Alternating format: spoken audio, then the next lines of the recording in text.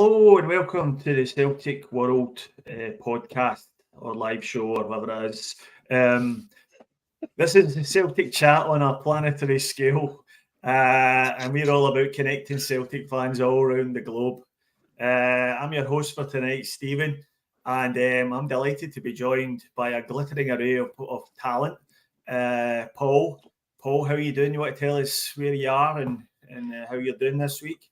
Yep, well, after the weekend I could be better, but we've been cautiously optimistic about what the rest of the week has in store for us. But yeah, I'm in Perth, Western Australia, and one of the most remote cities on the planet. For anyone that tuned in on Thursday, I was able to provide quite a detailed amount of history on Perth, so I will not be repeating myself again today. But anyone that wants to get some facts and figures on Perth, tune into last week's show on the channel on Thursday, and you'll get a bits and bobs there. All right, well, there's Perth on the map there, in case nobody knew where Perth was. So I'm just showing everyone. And next, Dano, do you want to tell us where you are and how you're doing? Hey guys, I'm in Gwangju, South Korea, down in the southwest of the peninsula and Korea's 5th largest city. I'm doing okay. I don't know. Whatever. I mean, it was Monday and we haven't scored a goal in 180 minutes, so meh. I'm trying to find a map of where you are there, but it's not on here, so I think you have sort of deleted it. I don't know if he's trying to tell you something, Dano, but yeah, maybe. Yeah. I mean, he just forgot to inform me of something before he headed off for vacation, you know. He's just like, I'll tell him after, you know. And we're also joined tonight by Celtic Twitter legend, the Kaiser. How are you doing, Kaiser? Want to tell us where you are? Yo, I'm Kaiser. I'm currently in the shadow of Mordor, next to Snake Mountain, Ibrox, Glasgow, the United Kingdom. Living my best life, as per usual. Still disillusioned a bit by the weekend's performance, but still living in hope rather than expectation. All right. As I mentioned, I'm Stephen, and I'm in Sydney on the east coast of Australia. Originally, a bit like yourself, Kaiser, I'm from a sectarian shithole known as Coinning in Ayrshire. So I can share your experiences of living in that type of place. So yeah.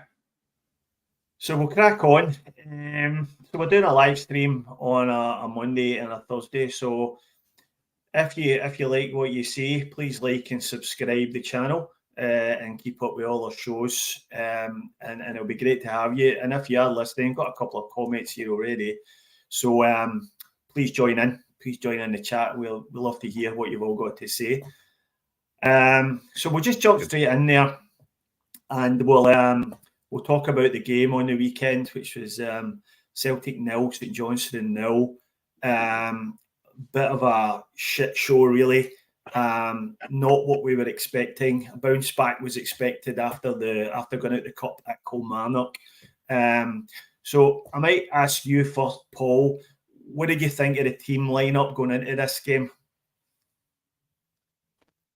Yeah, look, I thought I was a bit disappointed home lost this place, right? So I think it was easy to sort of go, last week's team was poor, you know, let's make a few changes.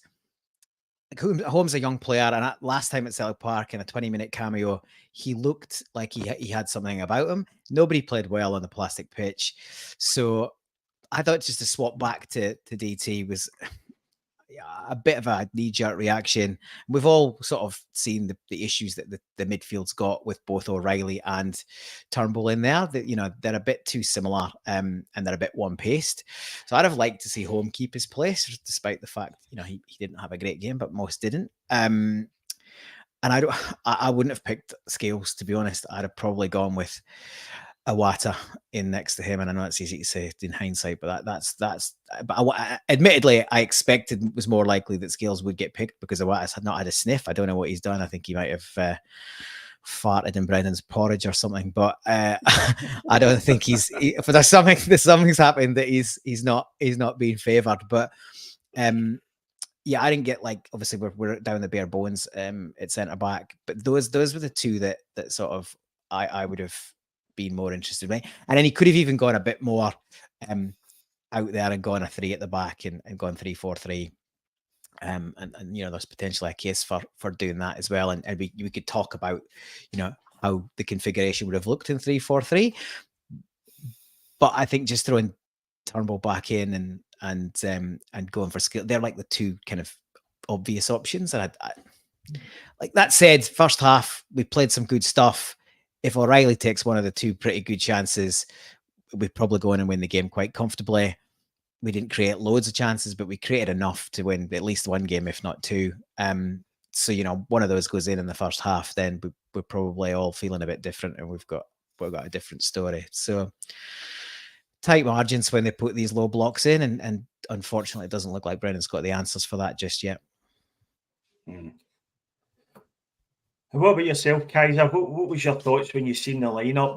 Do you share Paul's views that it was a bit of a surprise seeing Turnbull coming back in? I have to admit, I predicted that last week that Turnbull would come back just on the back of home not being particularly good against Kilmarnock. But what was your thoughts? Very much kind of echoing what Paul says. I did think home would retain his place rather than home being terrible or not playing very well in the game before at Kilmarnock. Turnbull was also very uninspiring for me, especially after the comments for the manager coming in and saying, look, he's looking to earn a new contract, he's looking to earn a new deal, he's approaching the end of his current contract, so you expect the player really to kick on. He's getting his chances, he's getting his run of games, but he's just uninspiring performances, lacklustre, very flat, really looking at him and thinking it's a wasted jersey in the midfield.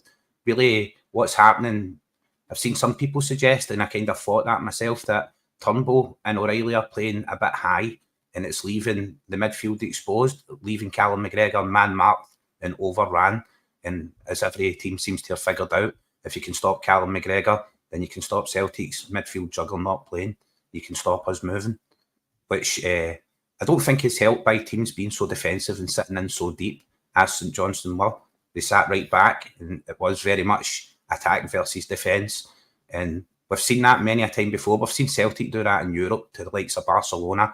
When teams relentlessly attack, they kind of feel like it's not going to be their day. They're not going to get the breakthrough goal.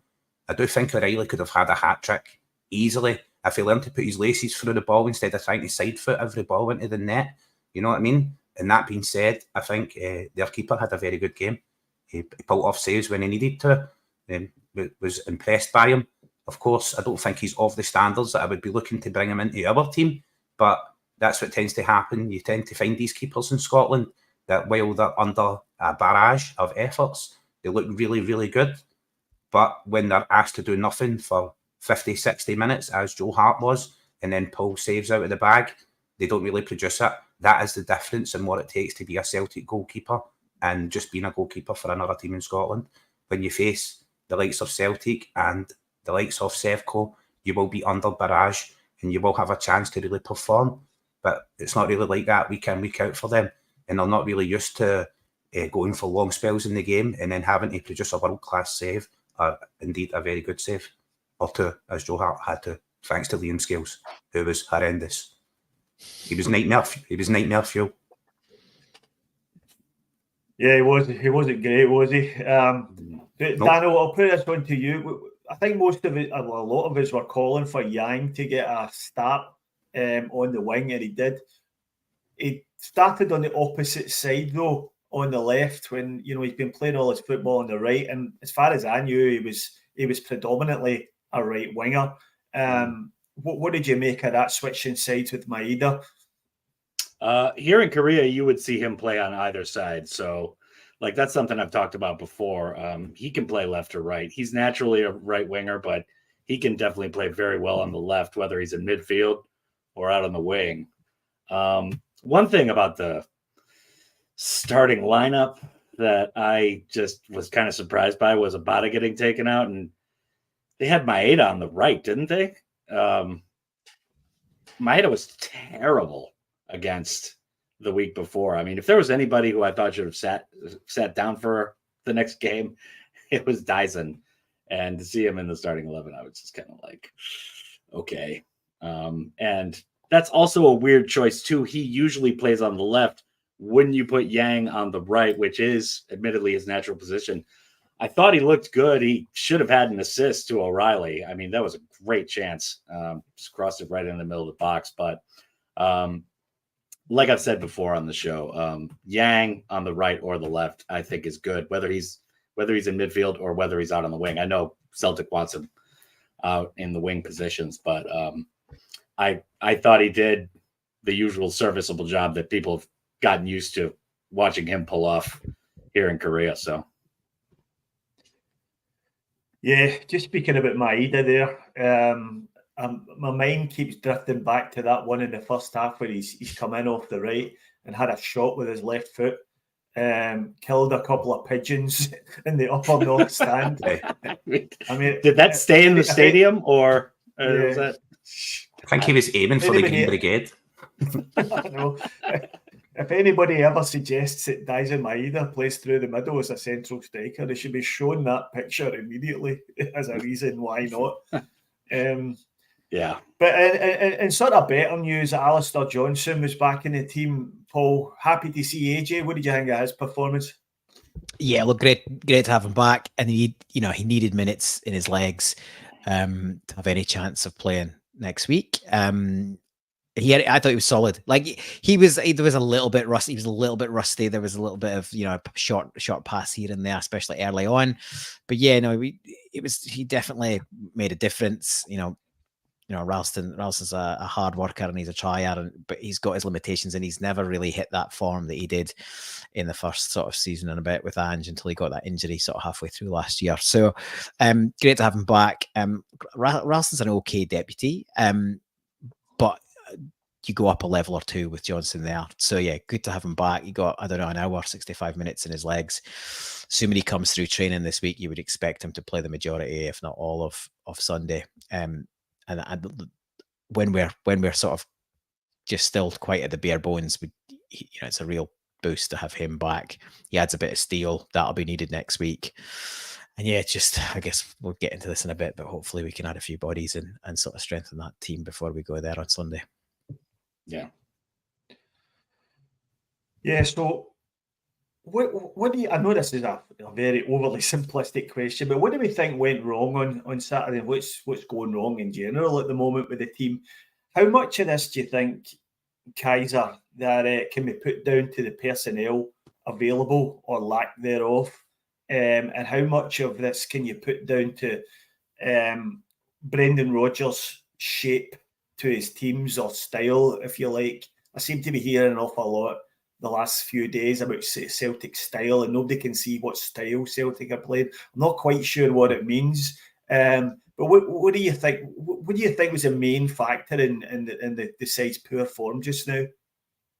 I think, of course, the injuries that we're suffering right there, first team regulars that are out injured, and some of the players who have been debutants coming in looked really good. And we're suffering the loss of those players, especially Hatate as well in midfield. Really suffering the loss. There's a Hatate-sized hole in midfield, in my opinion. Really going from referring back to the previous manager with Ange, he had plan A, and when plan A wasn't working, plan B was do plan A better. So it was one style, and it always says dedicating yourself to one thing. You become a master at that one thing. Brendan is kind of looking at it from a different point of view. He's trying to do what he'd done before and take us up a level in footballing terms, playing more constructive, creative football, knocking the ball around. When it's going just across the pitch, it's absolutely going nowhere. But I do feel he's trying to draw these teams out. There is that. What you're going to do, you're going to have that one striker who is the tip of the spear, the Pearson attack, who can drive it home and drive through these deep camp defences. Are you going to try and draw those squads out? So I do feel that's what Brendan is trying to do. He's trying to draw these teams out, draw them off the edge of their 18-yard box and stop them just being entrenched, because that's just trench warfare. That is all we're seeing right now. That is anti-football. That is rugby in football form. You know what I mean? That is utterly horrendous to watch. It's boring, incredibly boring. Found myself nodding off a couple of times watching the game. Thought the first half was excellent. but I found myself doing the old granda nap at certain minutes, like waking him back up. You know what I mean? Didn't know. Really, as you can tell, we're on this podcast, lads, so we do try and dedicate ourselves to watching the game. For me, it was an afternoon kickoff. It was 3 p.m. For you guys, I know you've told me before the stream, it was very late at night, midnight, even later. You know what I mean? Paul, you were midnight as well, weren't you? Dano, I don't know what time it was in Korea, but roughly the 11 same. kickoff, yeah. 11 p.m. Kick off 10 p.m. for me, midnight for Steve. So it's second half, especially second half. It's hard to try and stay awake during some of that, especially when all the subs came on, because you pretty much the life went out of the team when those especially guys with how came they on. played, man. They were just, of course, side to side, just nothing going on, man. I think to Kai's point, you know, you're right. When it works, you can draw teams out. Like, so in the first couple of games, we saw Kyogo mixing it up, staying in the offside position that he's accustomed to, but then sometimes dropping deep, and that created space because defenders didn't know where to go, whether to come with him or sit, and it left space in behind for guys like O'Reilly to get beyond the ball and create chances. And you know, we saw some goals scored that way. In the last couple of games, it seems like teams have just decided to let him go and hold their line, and therefore there isn't any space to get in behind. So very quickly, they've got the sort of, in the early games, the opportunities came from indecision by those defenders. So I think I said, you know, if not here, then somewhere else, you know, part of the chances were created by defense. And, you know, they're so used to setting up and knowing how to defend Kyogo. And then he's suddenly pulling short, and there's indecision, and, you know, defenders are sometimes going with him, and that's creating space in behind. But certainly in the last 2 games, they've been 2 teams that have been really well drilled, held their line, sat deep, and then Kyogo's just coming deeper and deeper, and he's scrambling around to try and find the ball. He's getting in places where other midfielders should be. But then when we do break, he's too far and disjointed from where he should be, which is inside the penalty box, looking to get on the end of stuff and finishing it off. So I'm a bit concerned that Rodgers has just gone. It seems like he's gone wholesale. This is how I want us to play, even though with injuries and, you know, not long in position, we maybe haven't got the personnel to play that way yet. So I get that a manager wants to put his stamp on something, but there's also, you know, that thing of, you know, doing the same thing and expecting a different result. Like, you're going to get the same result if you do that. Whereas the team's so entrenched in how Ange played, everybody knew their job, well-oiled machine. Somebody drops out, somebody else comes in, you know, the thing works. And I do think that the team are struggling to sort of transition. It doesn't help that the squad is being so stretched, so he's been unlucky there. But at the minute, we're sort of betwixt and between. We're neither one thing nor the other, and it's showing. And I think it might be worth just sort of getting a bit more basic and, you know, just setting a sort of more of a straightforward plan out for Ibrox that's easy for everybody to follow. And then as he gets people in that he wants and people come back from injury, maybe you've got the talent available for them to be a bit more creative and a bit more loose. But for now, I think they'll look lost. To the earlier point about the midfield too being too far away from McGregor and him being exposed, that's true. But it's also because the fullbacks aren't inverting. So he hasn't got those 2 extra other bodies, or 1 at a time extra bodies next to him. There's an argument for saying, I said I would have liked to have seen Iwata at centre back. If he wasn't at centre back, there's an argument for putting him right next to Kalmak and having a double pivot and just O'Reilly in front of him. And then you've got a bit more protection and you're not getting overrun in the midfield. And if we're not going to change scales, and we haven't got, I think we'll have another centre back in. So there'll be a new centre back in Lagerbielke, and I would like to see Iwata in next to Cal, and shore up that midfield. And because they are going to come at us, and they're going, and he's a bigger boy than some of them. You know, he's solid. He'll put a bit of dig in. We need to be up for the battle on Sunday. And I know we're veering into sort of, you know, other territory, but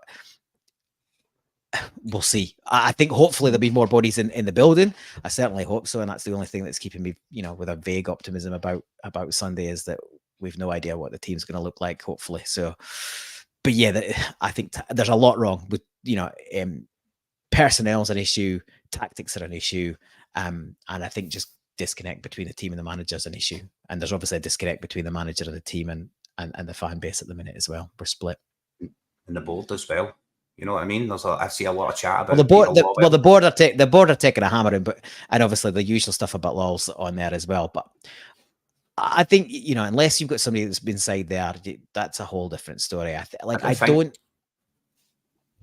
don't think that Paul, we're you put that on. I was just gonna say, I don't think that we are not trying to do deals, but I think that for one reason or another, we're probably down our list of targets, and now it feels like we're scrambling. We probably are to some degree. I think for me, Paul, where it falls down is Peter Lawwell being in the club as a non-executive chairman, right? The club would say he has no real power, he has no real sway over decisions made at the club, which is like a buffer, it's a protection for Peter Lawwell. Because what the power he does have is he's the person who takes all the ideas accumulated from the club and the recruitment team and presents them to the board. He's the guy who walks into the boardroom and presents those options. So if he's uninspired about an option, or if he's got a different opinion, well, that can transmute in the way that he's presenting those options to the board. You know what I mean? The board, he could be in there telling the board right now, don't worry about it. We don't need these signings. We don't need these people in. We're good with Brendan getting in these players that seem to be prospects rather than first team ready, oven baked players, and letting the manager develop those players. So I do really. That's not really his job though. Like, Nicholson's the CEO. He runs the club from that side down. You know, the board ultimately will set the budget and then hand it to Nicholson, and then it's up to Nicholson and the recruitment team to get deals done. So that was going very well up until probably January. And these signings. So my view is we've done the easy business. We've done the business that was easy. The younger players, you know, the bits of gambling here and there. And for one reason or another, we've had, and Rodgers has maybe said, give me more time to look at the team before we go and spend silly money. And for whatever reason, probably because we're not going to be a lot of players at that level's first choice, right? They're going to have other choices. You know, we're not going to be a top pair. So I think what we're doing is this week, we're basically waiting for people, you know, options to fall, and and that does feel like a bit of a gamble. And it maybe is penny pinching. Like, the club could have gone and spent a bit more money, secured something failure, but also, like, you know, in this situation, a lot of the power is in the player and the other club's hands, because they know we've got money to spend after Jota. Yeah, for me, I know I get the point about Lawwell's. He is in a non-executive role, and he doesn't have any hands-on dealings in the day-to-day operation of the club. But I think the club is very much still being run in his image. You could call it maybe Lawwellism, if you like, and his influence is still around the place, whether or not his hand is on individual deals or not. I mean, Nicholson himself is very much a Lawwell protege. He worked under him for many, many years. And his son, Mark Lawwell, is now the head of recruitment. So I think it's probably, for me anyway, it's a little bit naive to think that Peter Lawwell's not got any influence. But I think it's more the way he ran the club is still lingering around. We'll probably talk about that a little bit more in the next topic. But just for now, we'll stick to the game, and we'll maybe try and wrap up our thoughts on the game. I'll just pull up a couple of comments. So we've got a few people in the comments want to jump in. And the first one I'll bring up from Frank Brennan. Frank saying, sadly, like it or not, home is only a bargain basement punt like all the other signings so far. And we all know, or certainly should know, very few punts ever come off. Don't know about very few, but certainly I get the point he's trying to make. And Frank's also saying, and who performed well against bottom of the table, St Johnstone, the much maligned Big Joe Hart, who yet again made two completely keeping us in it title saves that stopped a catastrophic result. So we might touch on that. Dano, Joe Hart sort of redeemed himself a lot. He's been a lot of criticism around about the Celtic sites in recent months. Do you think he sort of helped his cause a little bit on the weekend? Yeah, I think certainly. I mean, compared to what else has gone on, the rest of the games have had just crazy bomb scare moments. But he had, two great saves towards the end. I mean, completely saved the game. I'm still not really a believer. It's only one game. It's against St Johnstone. We shouldn't be in that position anyways, so whatever. But yeah, I think he definitely gave himself a couple of points of credit for sure. Yeah, Still terrible at his feet. Yeah, Frank's also saying, although Scales is completely not Celtic class and is making his first start in however many days, for goodness sake, he and his centre-back mate kept a clean sheet, whereas midfield and up front miserably failed. And that's another good point. Defensively, we weren't too bad, although St Johnstone threw very little at us. And, you know, we did need a goalkeeper to make a save or two towards the end. But I think it's a very different, Paul, it's a very different test they're going to face next week at Ibrox. Oh, it is. And that's one of the few things, bizarrely, that has actually given me a little bit more hope ahead of that game. Is it will be a completely different fixture. Now, at the minute, we look light on in cover, but if we do get 2 or 3 bodies in this week that can be added to the first team or at least into the squad, AJ's obviously back. It looks like Palmer's a done deal. So if he doesn't start, he's definitely got more firepower off the bench. I expect at least 1 or 2 more. There's some chat around that it could be as many as 3 or 4 more. That would be great. I don't think even if we get another 4 bodies plus Palmer, say we have 5 bodies this week, including Palmer, there's no way they all go into the starting lineup, but they could all go, you know, into the first team squad, and that puts a completely different complexion on it. Even 2 or 3 others that were, you know, our first team ready makes a real difference. They will come and have a go at us. I think they'll, you know, Beale will have a crack because he'll sense this is a really good opportunity to hit us while we're weaker. Let's be honest, we're hopefully not going to be much weaker than this against them at any other point this season. So he's got he's now got an opportunity to go 2 points clear. That could actually play to our advantage because there'll be more space for us to play. You know, the line will be higher. Weirdly, as bad as Mieda has been, even if Palmer comes in, there's probably a case for saying, does Mieda play? Because he nullifies Tavernier, which is one of their main assets, is getting him high up the pitch and good delivery and bombing it in. And then they've got big guys around the team. So we'll have to defend well. We'll have to defend a lot better than we have done. And we'll have to create more, but I think we'll naturally be able to create more just on the basis there'll be more space. But I think it's going to be with no fans, unless we've got a few more bodies. It's, you know, even with a few extra bodies, it's still going to be a tough tie.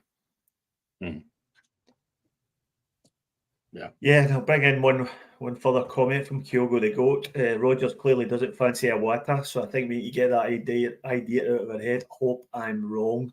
Kaiser, do you think he's just got a blind spot with Iwata, or do you think there's any chance of him coming into the lineup for the weekend?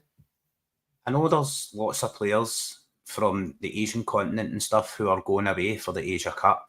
So maybe Rodgers is a bit fearful about building that squad and losing those players. I don't know if Iwata is one of the players that is going, you know what I mean? But I do think like that will be a consideration, bringing these players in. And maybe, I know Iwata has been injured, carrying a knock, so maybe he's just not been fit enough to make the squad rather than not be considered. Because let's face it, right? Brendan Rodgers is an elite level manager. He's a tactical mastermind during in-game play. If all of us can look at this and see what's going wrong, surely he can look at it and see what's going wrong. Surely if we can consider a double pivot in midfield, so is Brendan. So he must be working on that and training, looking at it. Maybe it's not working out. Maybe it's not looking the way he wants it to look. I wouldn't say any player, right now as the manager's just come in, I wouldn't say any player is firmly off the menu other than Haxabanabag for his latest antics. But, well, I would have him firmly off the menu for his antics. But I would say it's a fresh start for every player, a fresh slate. Brendan take a long, hard look at them and see where they could be utilised and used. So I more so favour on the side that Iwata's just not impressing in training rather than Brendan's overlooking him. You know what I mean? Which is the sole responsibility of Iwata rather than being Brendan's responsibility. That's the responsibility of the player to train well and perform, and then it makes the manager's job easier. He's a shoe-in for selection. And I do think, as Paul was saying, players will come in, and the validity of bringing in new players and throwing them straight into a derby is one to be questioned as well. You know what I mean? is it right to bring these players straight in and throw them into that kind of hostile environment where there will be no away support? Where it is the most hostile stadium that we will play in domestically this season? You know, is that going to be good for the players? I do feel there's a narrative for Scottish mainstream media and a lot online you see kicking up, especially very reactive people on Twitter and stuff and social media. They look to hit the punchlines, give that big tweet that's going to get lots of shares and get them noticed. So they're very reactive with the way they comment about Brendan and the way they comment about the squad and how we're playing. Me, myself, I tend to take a deep breath and wait a bit. Like, it's a bit of calmness. Okay, it's looking a bit ropey. We're on the ropes, but Brendan might just pull a rope-a-dope in the style of Muhammad Ali. And if we beat them, that will be crushing for them because, as Paul says, they have never had a better opportunity. We have never looked weaker, and I don't think we will look weaker for the rest of the season as we do right now. So if they can't muster something, if they can't perform, very much the pressure is on them. It's their home stadium. They need to come and perform. And they're not going to be camped in on the edge of their 18-yard box. And Brendan's style of playing football might very well prove to be ultra effective. And we could get a result. The pressure's already on them. You see, you know, with the way Twitter's gone and stuff gets thrown up at you, I'm seeing, I think there's more Rangers posts coming on the feed on that, you know, that feed that they give you, that's the one you're not following. I can't remember what it's called. Anyway, there's a lot of Rangers. I've seen a few Rangers posts come on there, and they're all expecting to win. They're all expecting to win, and the pressure's already going to be coming on to them. They don't really perform all that well under pressure. So you know, you're right, Kaiser. If we can somehow get a lead at Ibrox, you know, that, you know, they could come under a bit of scrutiny from their own fan base, but at the minute, it's still a bit of optimism that. But we're hopeful we'll get some bodies in the door, and Brendan will, like you say, pull a rabbit out of a hat. But it is more in hope than expectation at the minute, I would say. Yes. Yeah. So I've just brought up a comment there, which I'm assuming is from Gav. So Gav, get a life, get back to your holidays, mate. Yeah, man, Gav. Come on. Come on, mate. So he's saying Joe Hart, in the Valley of the Blind, the one-eyed man is king. So I think he's saying, you know, in the midst of so many shite performances, Hart was a little bit less shite than anybody else. But yes, tall poppy syndrome or long neck syndrome. I seen some posts today suggesting that during this window, towards the end of the window, Joe Hart could leave, and the reaction from the same people who are demanding that we get a new keeper in, no, demanding that we must have a new keeper, their reaction, complete knee-jerk opposite reaction to like shock and horror. No way Joe Hart can leave. No way. And I'm like, where is your loyalty? Why do we expect loyalty from players and managers when the fans' opinion flip on a dime? I mean, Brendan's just arrived. We're all shouting about we should invest in the manager. The board should invest in the manager. We should give him more support. Couple of bad results, we're calling for his head. Why should he show us any loyalty? You know what I mean? That's a two-way street. Loyalty is a two-way street.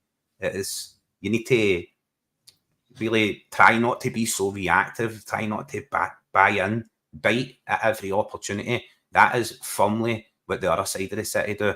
As you've all seen, they're shooing to win now. They're going into this game favourites. They've won 56s inbound. They are utterly, the Ludamall is on an all-time high. You know what I mean? It's pumped out in the tap water here in Ibrox. I don't drink it. I need to buy bottled water. You know what I mean? The prescriptions are from the tap. So I do think if we manage something, and as you say, Paul, very much living in hope rather than expectation. But I do see us pulling a result, and I do see all this pressure flip 180 right round, and it's all going to be on the mole man's head, and he's going to be the one coming under the cosh, and people are going to be calling for his head. So I think we should all relax. It is very much the calm before the storm. Take that deep breath and see what's happening. Yeah, exactly, Frank. 56, surely it's only 2. Yeah, 100% in the comments there. Yeah, well, you know, yeah, sorry, Steve. So you go, mate. Well, you know, I mean, you know, back in our generation, I guess you would say like flavor of the day. I mean, nowadays with social media, it's like flavor of the second. I mean, and you know, you lose one game, everybody's calling for the manager's head. You know, player has one bad game, team gets banged up, people are just going apoplectic, man. And you know, if we do go down this Saturday or this Sunday, it's going to be bad. But you know, it's nothing to take too seriously, man. People are just putting stuff out there for clicks, and you know, do they really believe it? Do they not? There's so much fakery in this stuff. It's just beyond belief. So, you know, take it all with a major pinch of salt. Mm-hmm. Yeah, just before we move off the game completely, I might grab your thoughts on the behaviour of some members of the Green Brigade after the game when the players and the manager went for a little lap round the field, as they always do at the end of, or certainly as Ange always used to do at the end of the game. Paul, do you think it was fair game for a few of them to be giving them abuse, or do you think that was out of order? You can take it two ways. They pay their money. You pay your money. You're entitled to show your discontent. We know that a good chunk of the Green Brigade, and certainly as a the leaders of that weren't pro Brendan coming back. They were negative about him when he left. They've been less than positive about his return. So on the one hand, it's not unsurprising. I think that was a bit vitriolic. It's only game 3. I just think, to Dano's point, everything's knee-jerk, everything's more reactive, everything's more huge swings to the black or white. There's not a lot of subtlety these days. And as a support, we're all old enough to remember the bad days. Some of us are old enough to remember a lot. And without sounding like I said like that we have been spoiled. We've been spoiled for nearly 20 years. And with the boos ring out and we're still at top of the table. Like you remember back to the 90s and stuff. You'd be, we're down in 3rd, 4th, 5th place. If somebody told us back then that in 20 years' time, some of you lot will be booing the team because you're top of the league, but you had a draw in the 3rd match of the season, like, people wouldn't believe you. That you just think it was utter nonsense. So I get the discontent because it does look like we've regressed at a rapid speed, but there's got to be some consideration of, there's a bit of a perfect storm going on here in terms of injuries, change of manager, players not quite adjusting yet, and not the full squad in. And I don't think you can. I'd never consider myself to be like a happy clapper, but there's got to be some sort of balance. We've still got till Friday to add to this squad. Let's judge it post that. And in terms of the team, let's judge it, where we are once the players that he gets in are bedded in, his injuries are back, and then see where we are. If this disjointedness continues, well into the next few months, then we've obviously got major issues. And I can see, obviously, I understand why, right?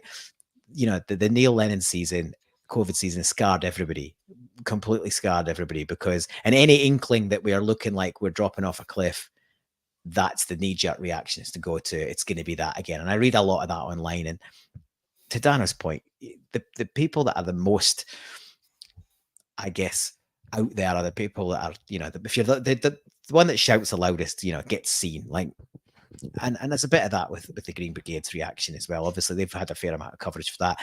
I'd say the one thing I would say is there wasn't that whole section. There was a maybe 3 or 4 deep come down to the front and had a bit of abuse, but they probably had a fair few beers before they were in as well. So there's a bit of that going on as well.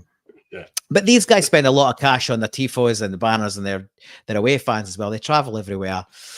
So, so they put their money into the club, and they, there is an element of, we're feeling a wee bit shortchanged that we haven't spent as much money as we potentially could have by now. Yeah. For me, Paul, they partition the crowd, the fans, the fan base in general, online, and they find the money for tifos. It's not like they go into their own pocket, and some of them do go into their own pocket and contribute towards it, but they go around the stadium and all the fans contribute towards the tifos. That's not something, it might be arranged and displayed by the Green Brigade and the boys, other supporters groups, but vast majority of fans contribute towards it. So it's not something that just comes out of their organisation. You know what I mean? And I do think they've got a right, if they're disgruntled or discontent, they've got a right to express that view. Right? They pay their money, they pay their ticket, they're there week in, week out. Some of them, most of them, go to away games, so they're there week in, week out. So I do think if they're disgruntled, they've got a right to express that. But they firmly set up their stall from the outset to express that disgruntled nature. Right from the very start, when Brendan came in, they had that stall set up. They were not happy about it, and they were entitled to that opinion as well. As everybody always says, opinions are like arseholes and elbows. Everybody's got at least one. You know what I mean? It's out there. We know exactly what the Green Brigade think. And I did see Big Frank say there in the comments, the Green Brigade should have disbanded after being chased up and down the streets of Hampden by teenagers. You know, 50-year-old Celtic pappies. Celtic, that's what I call them, Celtic pappies, because I'm a Celtic dad. I was born in the 1980s, born, raised in the Ibrox area. So I seen Lou McCarry at Celtic. I seen Tommy Burns as a Celtic manager. I dreamt of the future under Tommy Burns and what we could really be.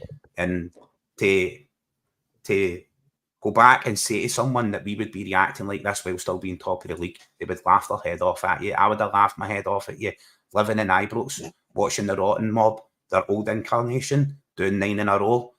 It was horrendous. It was the most trying time in my life, being the only Celtic fan in the village. But now I get to smile and walk about Ibrox with my Celtic shirt on and my head held high, and I love it.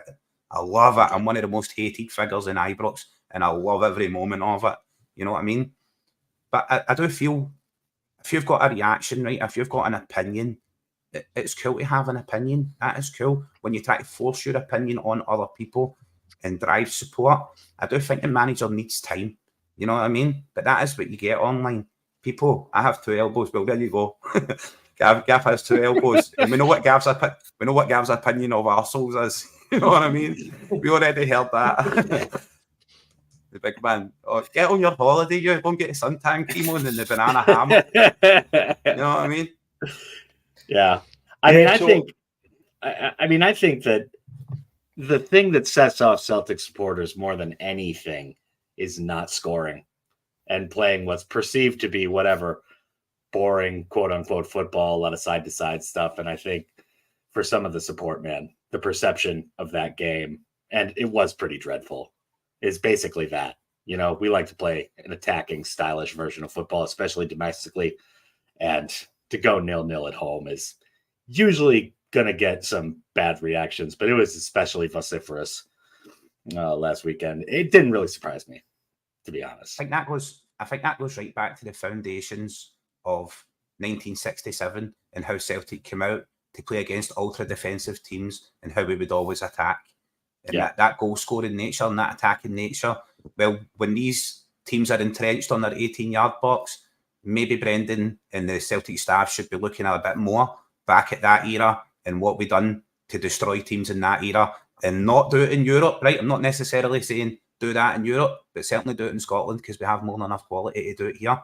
And I do think the Ange system, the way we were playing attacking football and stuff like that, if we were not going to retain any elements of that style of football, right? If we were not retaining that, why did we retain John Kennedy and Harry Kewell? Why did we retain these coaches when Brendan could have just brought in his own coaching staff and went with his whole own vision, his own style of play, everything together? He clearly wanted to retain elements of that and a familiarity with the players, a sense of still being connected to the previous winning sides because we've still got players who are connected to that. You heard Dies and Maeda talk about the hangover after Ange and the change of football, the stylistic change of football.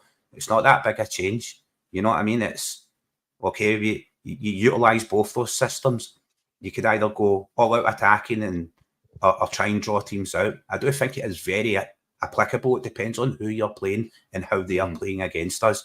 No team in Europe is going to come out and set out their stall to play against Celtic the way St Johnstone or Kilmarnock did. I don't care if they watch the footage of those games and they've seen them get results. They will not set up their team and come out and play in that style. It is just not going to happen. So we need to... You're really preparing for a European battle on a different scale while training in the kiddie pool. Really, how we're swimming lengths of a paddling pool and we're convinced we're going to the Olympics. That is really sums it up for me what happens with Celtic every year.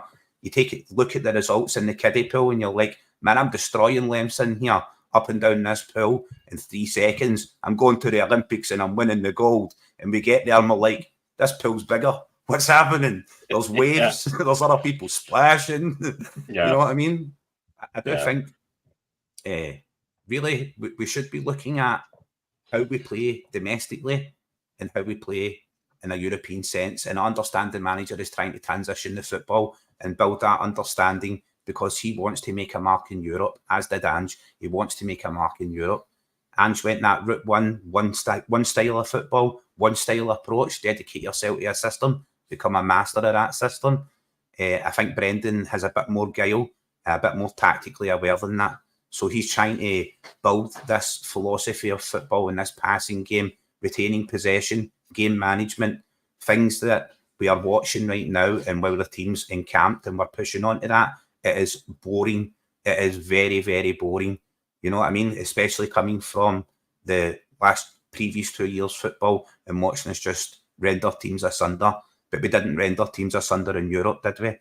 Performances were very good, but we didn't get the wins. So you need to find balance. I believe that's what Brendan's trying to do. And I think us as a fan group, we should just settle down, allow the manager to settle, allow the players to settle, allow him to bring in some of his own signings. Look at the signings that have been brought in now, and I would say largely uninspiring, but at the same time, looking at Thiago Home, for example, right, just for an example, looking at Home, he was on like top 20 youths in Europe, Golden Boy registers. If we were bringing that player in under Ronnie Dyler, people would have been wetting the sheets. You know what I mean? They would have been delighted about it.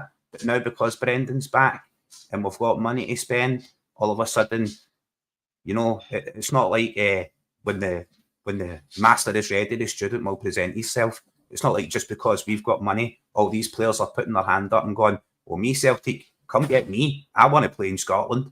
You know what I mean? That's just not the case. That's not the case at all. It must be very hard to recruit adequate talent, even if we do have the money, to convince these players to come and play in Scotland when they could be playing in Spain or Germany, because that's the level of player we're looking at. Could be playing in the Bundesliga or playing in Spain. Maybe not at the very top, but definitely middle of the table or the Premiership even, you know.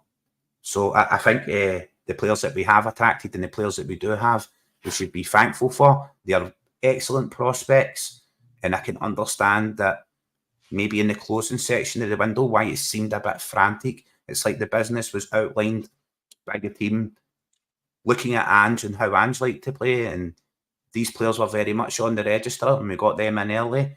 And the end of the window seems like it's going to be a bit of a frantic time. But is it frantic in the sense that we're going to be going for big targets and it's the people we really want? Is it frantic in the sense that we're scrambling because we're 4 or 5 players down the list now? That is what remains to be seen. If we think back to Ange's first window, yeah, he got quite a bit in early on. But then the 3 that made a real difference was CCV, Jota, and Big Giacomakis, albeit that he was interchanged. But they were like, they made the difference, right? And we were lucky enough to get, or you could say lucky, or you could say the board did a really good job to secure those guys on loans with potential options to buy. And people go, you know, you spend 6 million or 6 to 7 million, you get a player like Jota, you get a player like CCV. If we'd just gone straight out and spent 6 or 7 million on those players unseen, we'd have got the board would have got the same backlash that they're getting now for not spending money, because they're going, who's this guy? He's just a B team player from Benfica. How, you know, he's done nothing. You know, who's CCV? He's a Spurs player that's been on loan at 5 different clubs in the last 5 years. You know, exactly. He's a 6 foot tall CB. That's not big enough. Like, the people that moan will always find something to moan about. And, you know, the issue is we're still in a position where, because we don't know what we're trying to do there. Like, the board are obviously working on targets, but if we, like, you say, oh, we need to replace Jota. Well, Jota's a £25 million player now. We aren't going to replace Jota like for like. We're going to have to find somebody that we can secure for somewhere between 4 and 10 million, who is relatively untried and that's a pretty big gamble. We've got the money to spend it, but if it goes wrong, it's Barkas, it's a Yeti, it's that causes you an issue for years. So I understand the board's concern around that, and we don't know what's fallen over in the interim. That's the other thing. So, there hasn't been a lot of rumor. I like the fact that's that way. I know people panicking because there's no rumors. They think it means we're not buying anyone. I don't. I think it means we're keeping our cards closer to our chest and there's not as many leaks as there has been. When we've done our best business in the past, the first time you hear about them is when they're in the building. That's when you hear about it. So, or maybe Stephen McGowan, or maybe Stephen McGowan's got it right at the last minute. But that, I don't want us being, a lot of the shit we've heard about over the last few weeks is just that. It's paper talk, it's agents talk, it's people connecting us to Celtic because hopefully that draws out other people being interested. So I'm sure, based on how Brendan's been conducting himself via the media and the club's press conferences and post-match interviews, that everyone is working hard to try and add to that. It's just a case of how many we get and how good they are and can they hit the ground running. Like somebody like Hatate. Hatate's a project, right? By the project rules, he's a project. £1 million, come from Japan, only been out of uni football for 2 years. He's played less than 18 months. He's been out of uni football, and he comes in and he has an absolute stormer from day one. So it can happen. It absolutely can happen. It's just about getting the right talent in with the right mentality. I see Gav has wrote in. Sorry, Daniel. I see Gav has wrote in chat dog noise. I don't know if that's a request or it was because my dog was running about the hall there. I don't know if he wants to. It's because your dog was running around the hall. It's because your dog was running around the hall. I have my guy kind of scurrying around the floor here a little bit, so it might have been mine, but I don't. He's kind of small, so it's like Silence of the Lambs in it, Daniel. You need to sellotape the dog to the wall. Make Gav happy.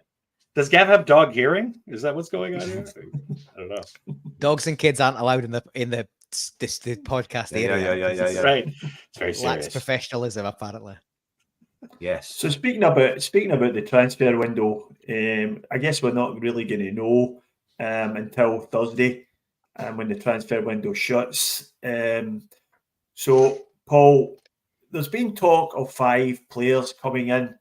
The sort of suggestion was that Brendan was briefing the media off the record after the game on the weekend that he's expecting 5 players. I mean, I don't know what the exact word was, whether he's expecting or hoping or wanting 5 more players to come in. I'm assuming that includes Lewis Palmer, who seems to be a done deal, although it hasn't officially been announced yet.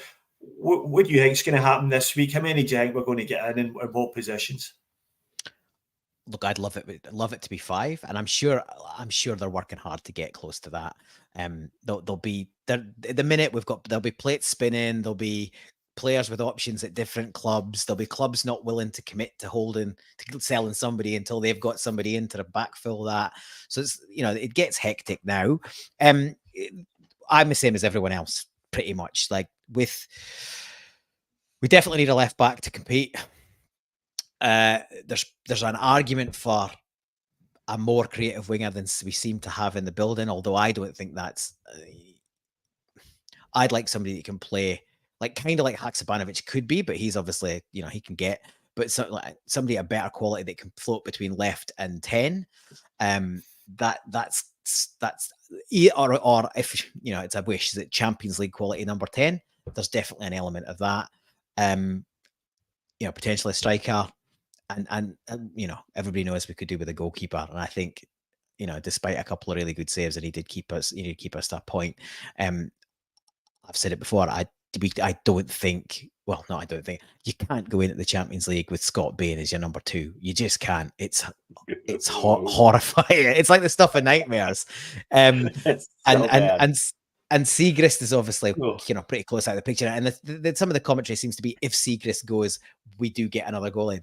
To me, that's not the way around it needs to be. It needs we get another goalie, and then we've got 4, so Siegrist can go, and then Bain's back to being his kind of, fun bloke around the training ground, and Joe Hart can hopefully be the number 2, or even if it's somebody that isn't automatically.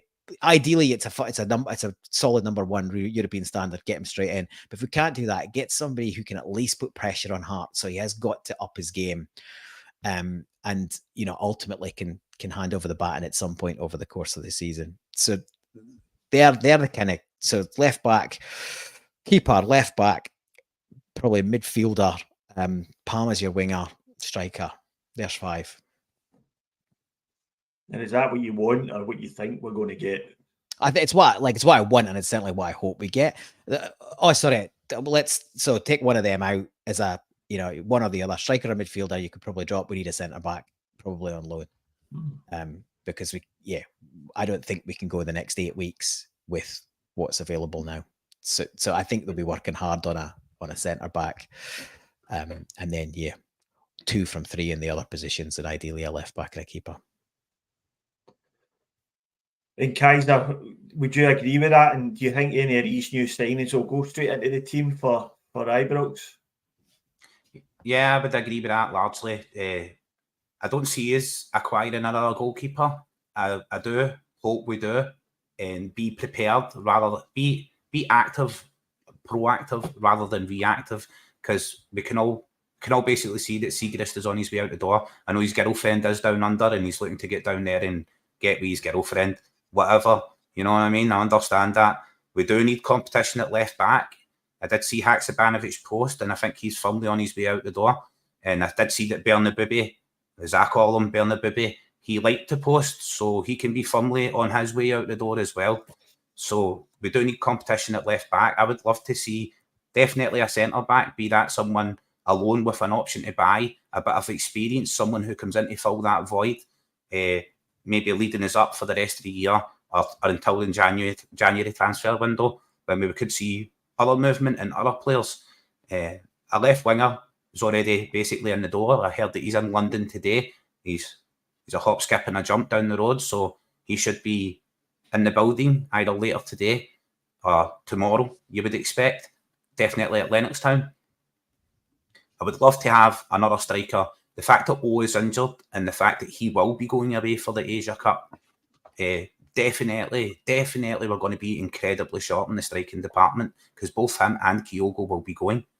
They will be going to compete in that tournament for their respected nations. So what are we doing then?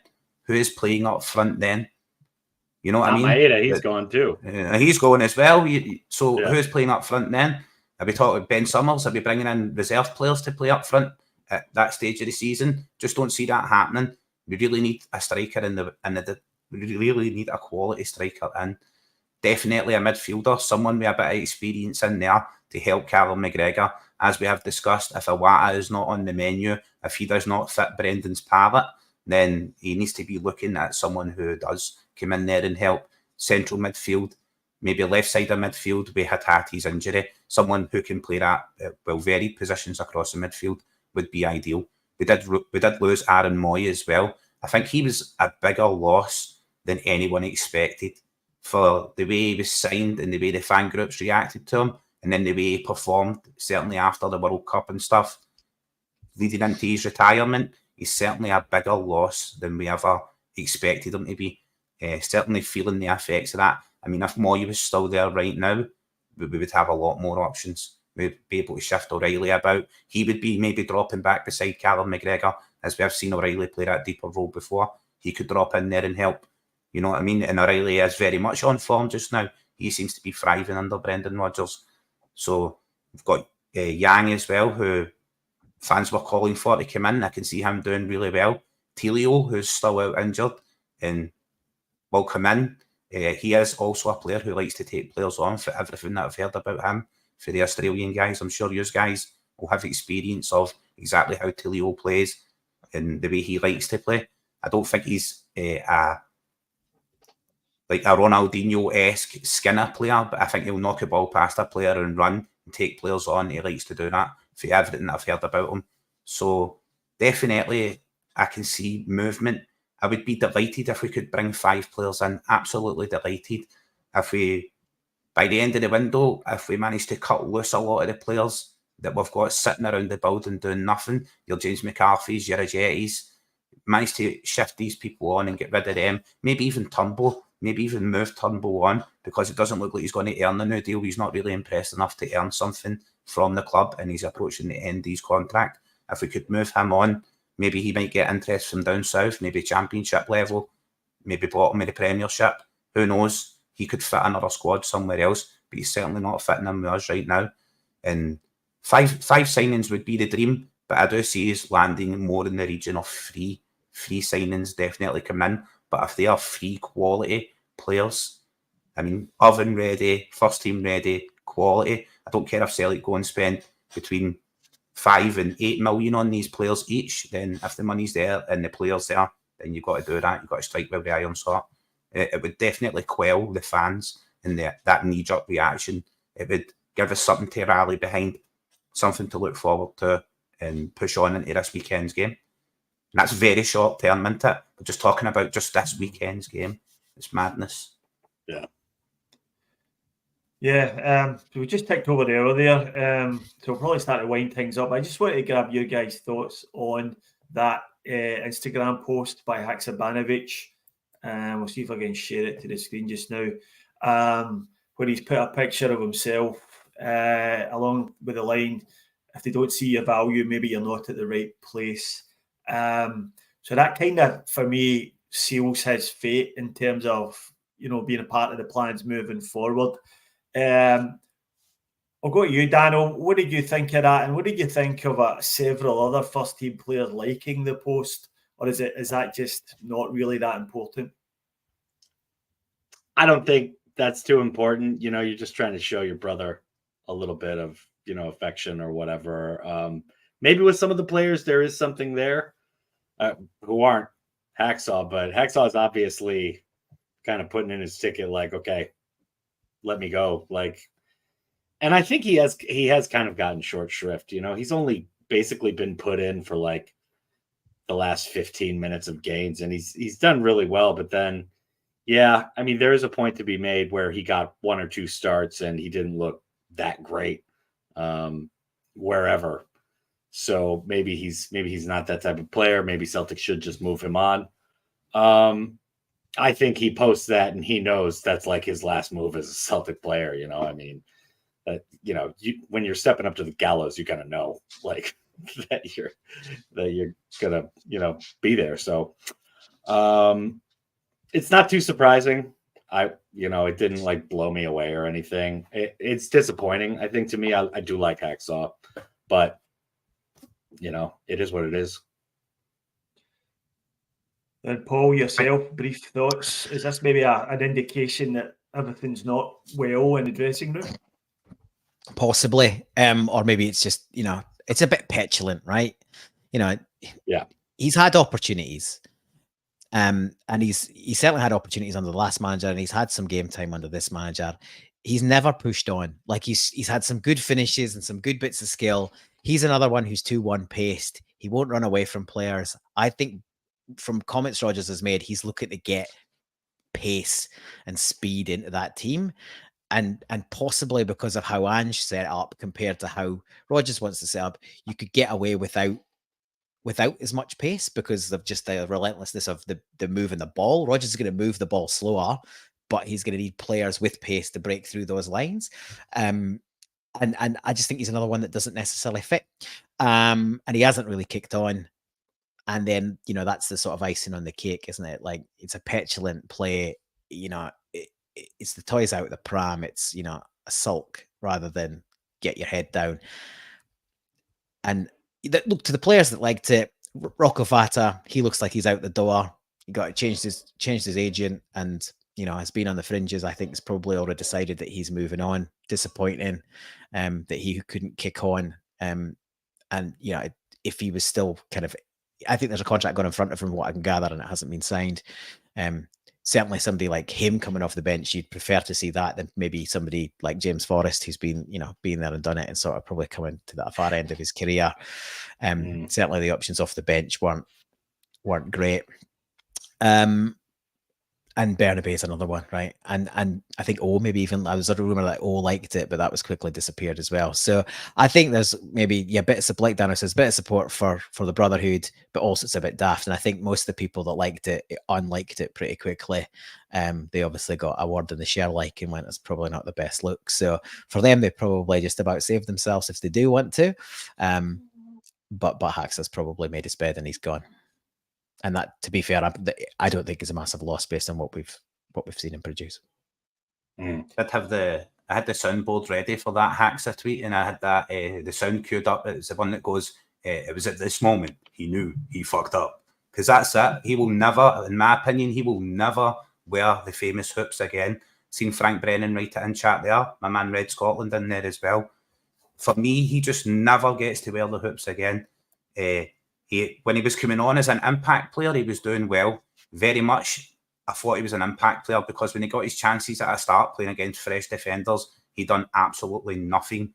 And let's compare that level, right? For what we expect of Haksabanovic, what we think he could become, he's never achieved in his career before us. And he hasn't achieved it here either. So, but playing against the level of player that you meet in the Scottish Premiership, and he can't beat the players, he can't turn on and impress, it just does not fill you with hope for his future.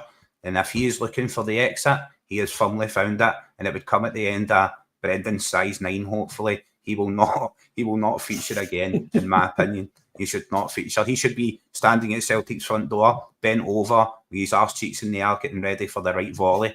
Brendan should be taking a run up for the back of the stadium, for the Green Brigade stand. You know what I mean? Probably see Haksabanovic in that section in the next couple of weeks booing as well. You know what I mean? You'll probably get Maeda to aim one of his shots at him. That's it.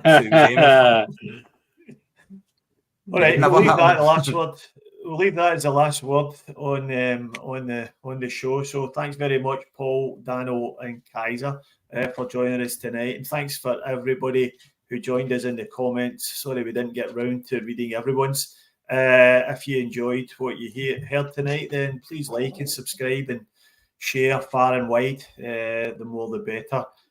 Don't forget to tune in live on Thursday night when Paul will be hosting. I believe so. I'm sure that'll be another fantastic show, and have a good look ahead at the upcoming visit to Snake Mountain on the weekend. My homeland. Cheers, guys. Hail, hail. All right, guys. Catch you later.